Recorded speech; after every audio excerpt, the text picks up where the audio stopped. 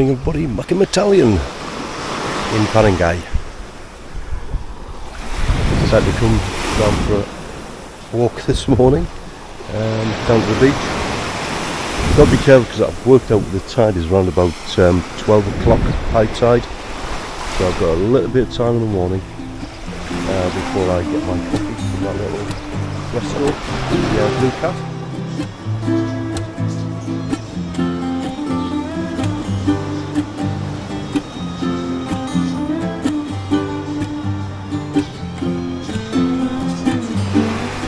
Very friendly stuff in there.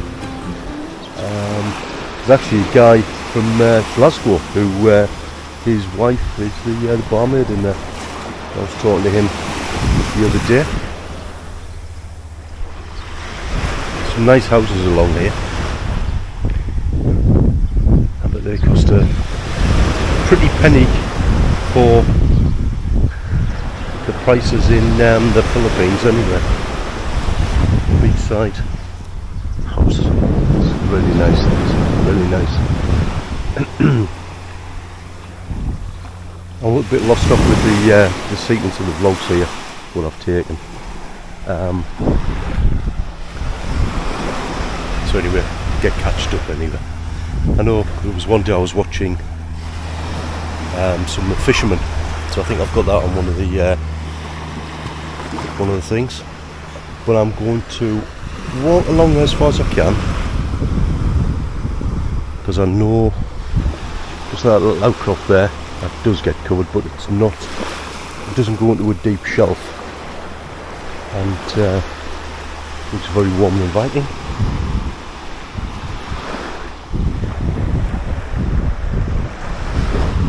These are a few of the houses some of the people live in. They actually look as if they've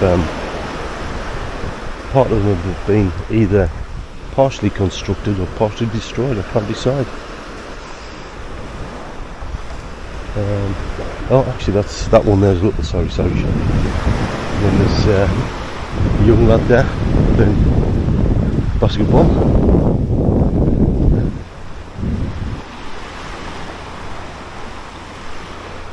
The little road that I walked down, it's just like a little lane from the main road. I walk down from where I'm staying, it takes us down to the main road, the MacArthur Highway, and then I just cross the road, and then there's a little lane, about 50 metres or so in length, and it goes past the high school. And I was just walking past there, and all I heard was all these little children shouting, "Good morning, sir! Good morning, sir!" waving at me outside of the outside. Now there was something I just saw in the water there, and I'm not too sure what it is. Something just popped its head up. It was something that was just... Oh no, that's what it was. It was that leaf popped up.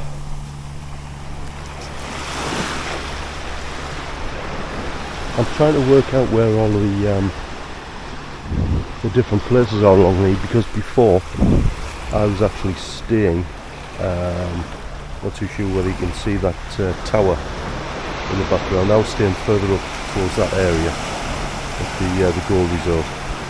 And it was very difficult to get onto the beach at any time. Whereas here it's a lot better. There's some white sand over there which lasts a long time. I think that is towards the I think it's what they call the Thunderbirds Resort. So that's the place I want to go.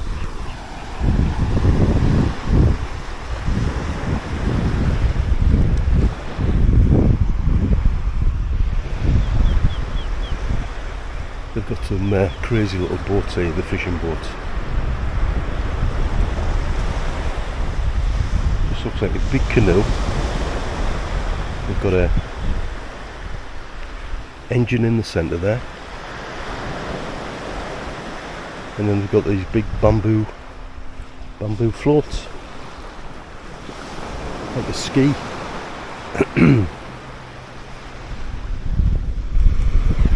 Yeah. That's the they're looking out.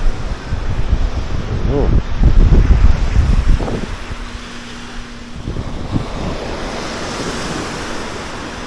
But, quite a few of them. That's where I'm staying. Paringao La Union.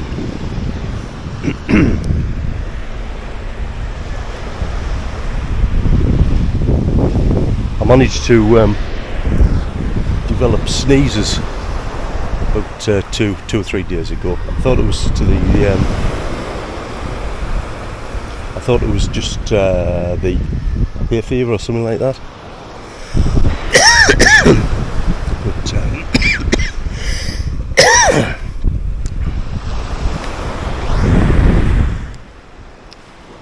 now I saw this one before, Long Beach Resort, but it looks like it's been demolished. And of course, got to be a bit of graffiti there with the normal sort of symbols.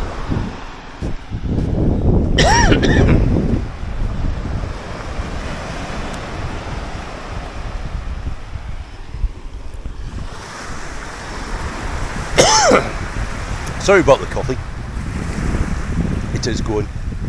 Been popping the paracetamols. So I'm not advertising paracetamols, by the way. It's just a generic make. If you want to endorse me, you can get them for about 32 pence out of the Aldi in the UK.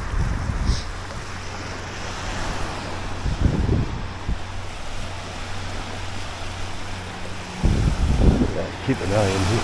I think I'll be able to, if the tide comes in, and I'm blocked up there, I'll be able to get up one of these little routes up here.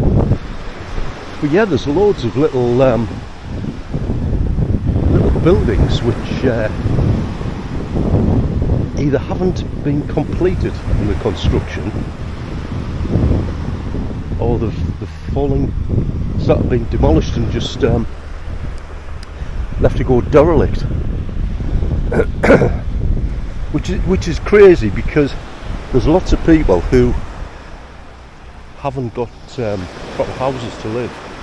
It's not as bad here, but in Manila it's really bad, and there's loads of little shanty towns. I noticed right beside on the airport, right beside the main runway, there's like a whole shanty town, little corrugated huts.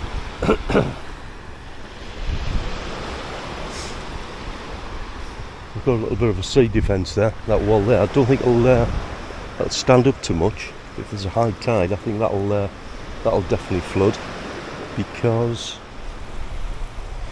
it looks like at the moment the high tide's gone to here. That's as far, but it's not giving it very much. It only has to rise a little bit more, and then that'll be straight over. What I did notice when I was having a walk last time I was here in February, there was it was like a fair. It was called the Fiesta, and it had lots of fun fair. It had places to eat, and basically it was just a joining place for like loads of people. And when I've gone past it now, with it being the rainy season, it's just like a lake. It's really full. This business is temporarily closed. Derelict Beach Resort.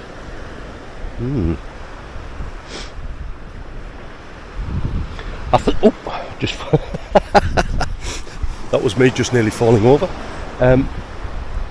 I know when I've been talking to the locals, lockdown during COVID really had an effect on the businesses here, because this is an area where a lot of a lot of the Filipinos come for holidays and things like that. And Americans, Europeans, Australians, they come here a lot. And of course couldn't get into the country, so either the businesses have just had to be made abandoned, and left to ruin. I mean, you know, look at that building there. That could have been kept really nice, same as that one. Pretty normal construction. Everything's concrete based here for the big buildings. That looks like it's had the roof and that ripped off.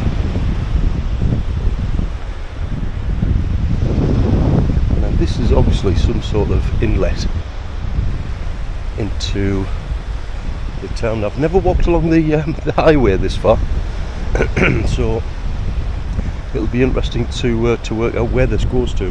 It's obviously a bridge further up, and yeah, it is. I know where I am now. But there's the highway. There's two little people. Two little people having a bath.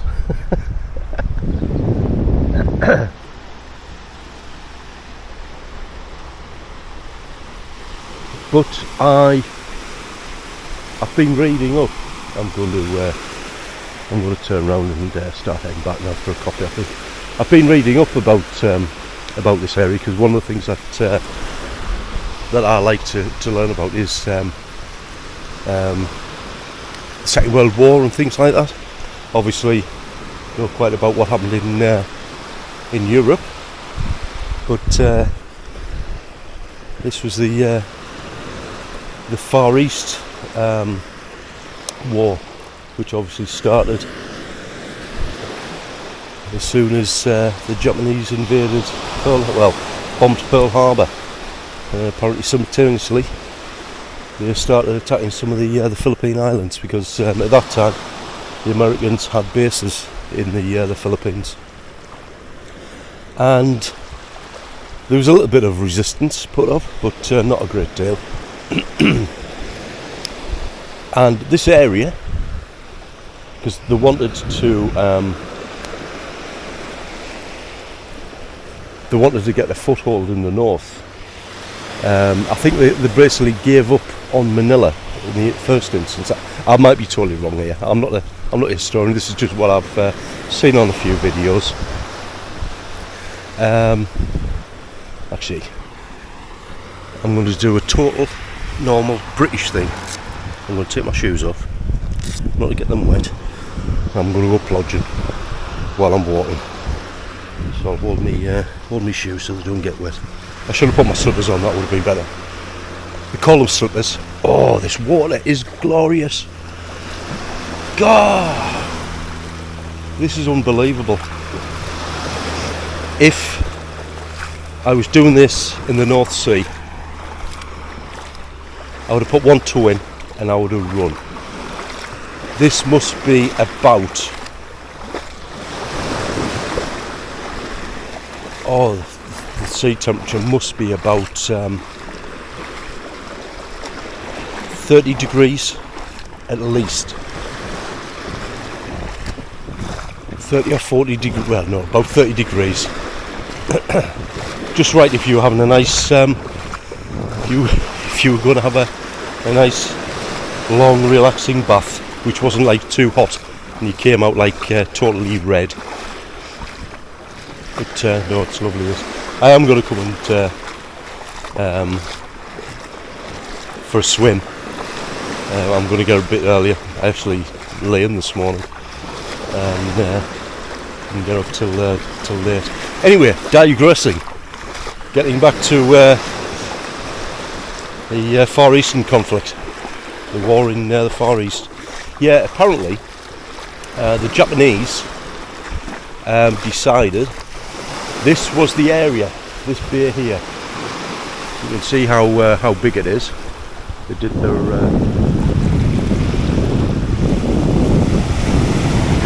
due diligence. This bay from there all the way along to that point over there.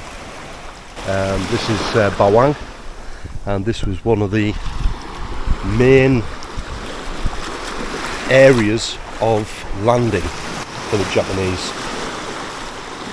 Like I say, there was a little bit of resistance, not a great deal,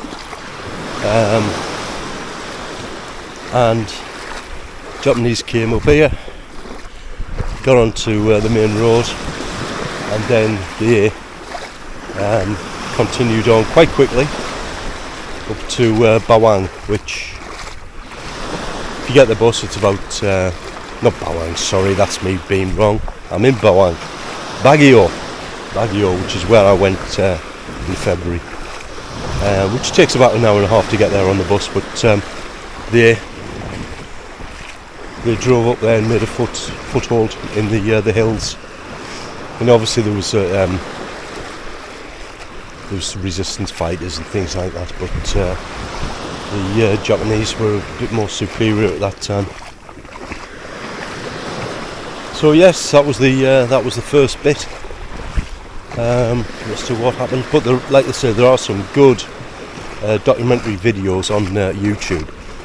Generally, it's from an American perspective, because it's been done by the American forces. It was just after the war itself, after it finished. They did some videos. It's quite interesting. But there's so many islands around the Philippines. That's the problem. I believe there's over 7,000 islands. That's what makes up the Philippines. That's at low tide, and at high tide it goes down to about 5,000.